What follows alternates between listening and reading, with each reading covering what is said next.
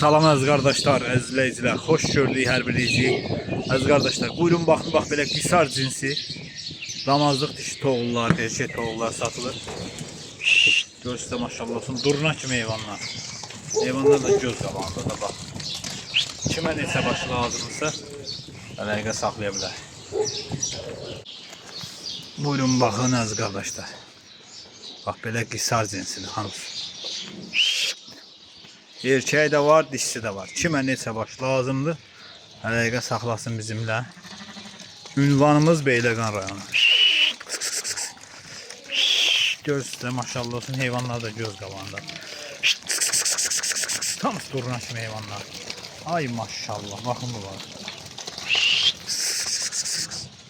Bax belə super heyvanlar, super. Kim neçə baş istəsə əlaqə saxlasın, gəlsin aparsın.